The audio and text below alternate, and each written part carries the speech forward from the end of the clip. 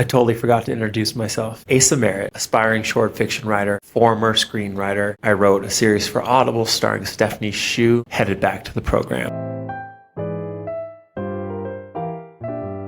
Have you written an artist statement before? If you haven't and you're a writer or an artist, I highly recommend that you do this. It is such a valuable exercise. I decided to apply to Tin House, which is this residency, and I'm starting to kind of figure out what it is I'm trying to do as a fiction writer. It's really cool to have a bit of a North Star, and I just wanted to share with you some of the things that I wrote in that personal statement so that you have a sense of what the heck I'm doing. And, it's the kind of thing that, might give you some of your ideas if you've got to write a personal statement. I started off with this quote from the chess master Mikhail Tal. For me, the project of writing short fiction recalls the Russian grandmaster Mikhail Tal's mandate to his chess pupils. You must take your opponent into a deep, dark forest where 2 + 2 is 5, and the way out is only wide enough for one. I love that. And I love that idea, that goal for stories. And I continued on to express that. The artists that leave me in those woods, undone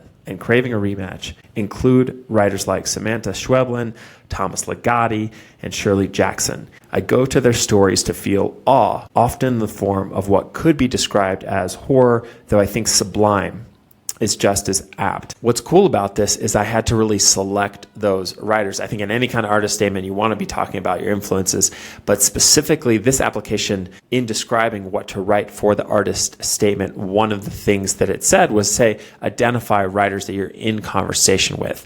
And I love thinking about that idea. On the one hand, the most grand version of that is kind of legacy, in the way that, say, Thomas Ligotti, who writes cosmic horror, is in direct lineage with H.P. Lovecraft, the founder of cosmic horror. There's that idea of conversation. But for me, where I'm at in my process is these are my teachers from afar. I'm getting into their stories and pulling everything I can out of them to try to learn, to try to identify where and how these stories make me feel certain ways, and trying to pinpoint exactly how they make me feel versus, say, another reader.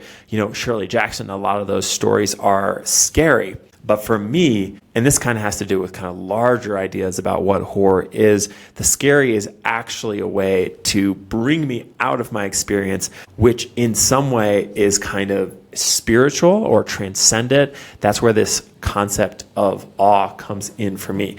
I just want to read you a few more lines out of this personal statement because I'm really excited about it. So it says, most weeks of the year, I have engaged with at least one of those 3 writers, rereading Jackson endings to parse their several dark meanings, copying Ligotti prose by hand on legal pads in an attempt to absorb his transcendent language, or cross-referencing Schweblin translations with their original Spanish, a language I'm slowly mastering, having lived in Mexico City for 7 years. I live in Mexico City. What was cool about that was I've tried so many things in the last 6 months since I really started writing fiction, different approaches, different ways in, exercises, and writing this artist statement made me think about the things that have really helped. And those 3 things that I just described did really help. I talk about how I used to be a dramatic writer. I go on to talk about how part of my transition from screenwriting and playwriting to fiction is related to my hearing loss. I recently lost all hearing in my left ear. This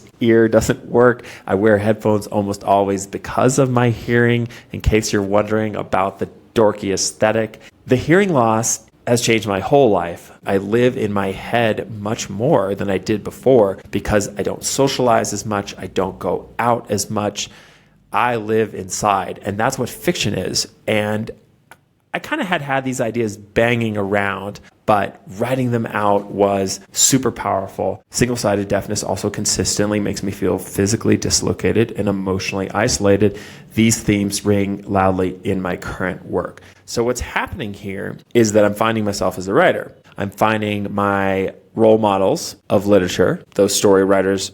I'm identifying kind of principal thematic preoccupations that are emerging across stories.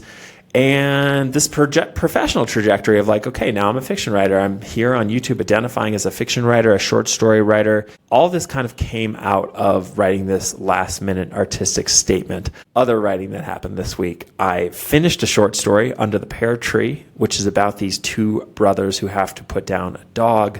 And that in itself is a big event, but the event emerges as something that brings up all this stuff between their relationship, deep brotherly love vibes. There's a Jackson Pollock painting that I'm going to put up on there because I love it and it feels like I want this story to feel. What else? Today, in approximately 1 hour, there's going to be a horror workshop. I run several story clubs, which I'll talk about shortly with my friend Sarah Ray Werner, and we also do live writing on Fridays. A horror workshop about to happen about the weird and the eerie. So hopefully some more writing comes out of that today. I read 6 short stories this week. The 3 that really kind of were exciting, again, per this kind of artist role model moment that's happening right now, Shirley Jackson, this collection called The Missing Girl, 3 stories that were not put in a collection until after she died, so they're slightly less known. Just as kind of a little booktubey vloggy moment, this is very cute. These little Penguin Modern collections, they fit in your pocket, and it's not economical in terms of the amount of words you're getting for the price, but they sure are cute. Anyway, 3 great stories here. The one I want to talk about of these 3 is called Journey with a Lady. Journey with a Lady is about a 9-year-old boy who takes a train ride. If you've read the short story The Witch by Shirley Jackson, which I highly recommend it if you haven't, similarly, this is that story, The Witch, is a one-scene story. It takes place on a train, like Journey with a Lady. The main character is a young boy. Essentially, what made this story so magical for me was the compression, the juxtaposition of the 2 characters, which were a 9-year-old boy. And what happens in this story is a woman sits down next to him, a stranger, and it turns out that she is on the lam. She stole a bunch of money and she has snuck onto this train. She's trying to get away from the authorities. And I won't spoil the ending, don't worry. What happens is that the woman claims that this kid is her son, claims that they're together as part of her alibi.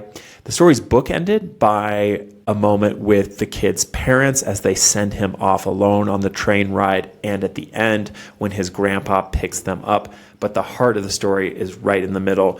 And just another example of how Shirley Jackson can provide a roller coaster of an emotional experience in one scene. The juxtaposition of a kid and this thief, the vibe, the lies. We love seeing characters lie. She's coming up with lies on the spot. She's having to lie to the kid. She's having to lie to the conductor.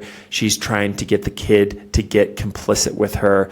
The kid is really into it. He doesn't feel endangered. He feels thrilled that he's alongside with this woman. Really recommend that story.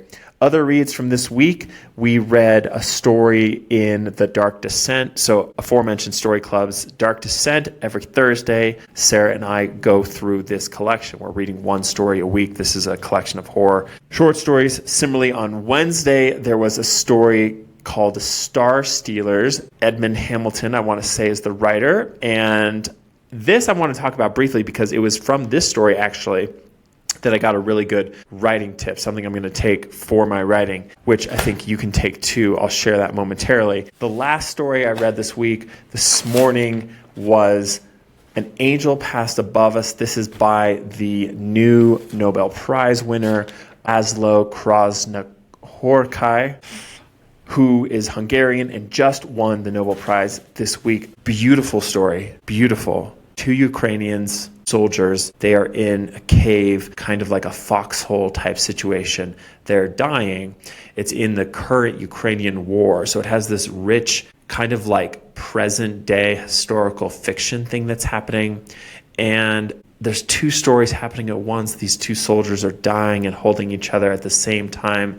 One of the soldiers is giving this kind of magnificent monologue, this paean to hope and possibility in an effort to keep his buddy alive. But that speech is also fraught. Really strong story, really strong story.